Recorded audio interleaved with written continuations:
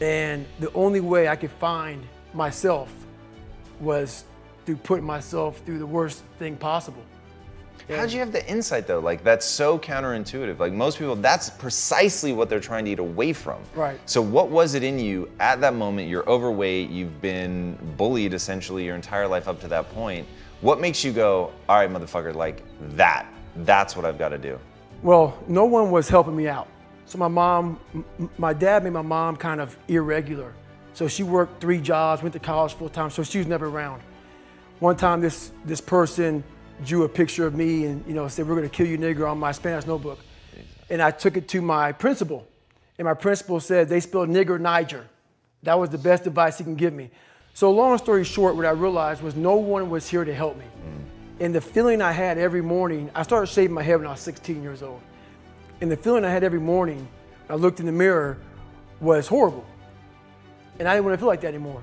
And how I felt was a kid going nowhere, a kid that was scared. And most kids will accept that and look for help. But the best thing that happened to me, no one helped me. No one felt sorry for me.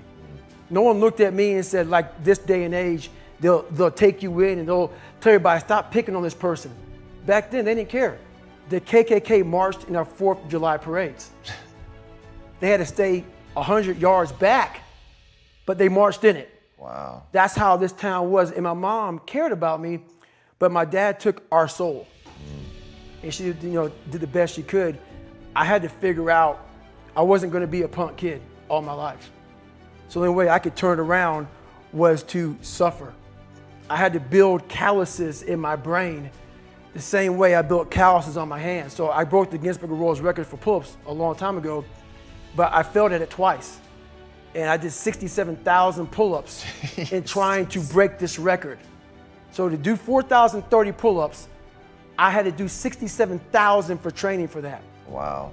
And so what I realized is for me to become the man I wanted to become, I saw myself as the weakest person God ever created. But I never blamed God for anything he did to me. So I wanted to change that to be the hardest man ever created. Am I that? I don't know, but you had to have a goal.